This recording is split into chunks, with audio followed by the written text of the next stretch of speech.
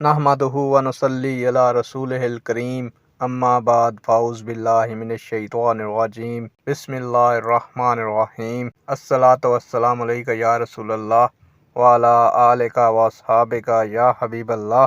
अस्सलामु अलैकुम मुअज़्ज़ज़ नाज़रीन व सामीन, उम्मीद करता हूँ कि आप सब अल्लाह के फजल व करम से ठीक हैं और अल्लाह ताला से दुआ करता हूँ कि अल्लाह ताला आप लोगों को खुश व खुर्रम रखे और आप लोगों की तमाम तकालीफ परेशानियों को दूर फरमाए। आज की वीडियो का अनवान है, क्या मैयत गुस्ल देने वाले और कफन पहनाने वाले को पहचानती है। उम्मीद करूँगा कि ये मालूमात आपके इल्म में इजाफ़ा फरमाएगी और आप इस वीडियो को शेयर करेंगे, चैनल को सब्सक्राइब करेंगे ताकि दूसरे लोग भी इस मालूमात से मुस्तफ़ीद हो सकें।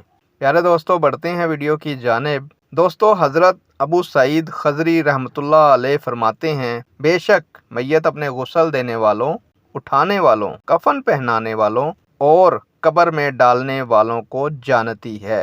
इसी बारे में हज़रत उमर बिन दिनार रज़ी अल्लाह ताला अन्हो फरमाते हैं कि जो आदमी भी फौत हो जाता है वो इन तमाम अमूर को जानता है जो इसके बाद होते हैं, और बेशक जो लोग इसे गुस्ल दे रहे होते हैं और कफन पहना रहे होते हैं, मैयत उनकी तरफ देख रही होती है। तो इसका मतलब है प्यारे दोस्तों कि मैयत गुस्ल देने वाले और कफन पहनाने वाले को पहचानती है।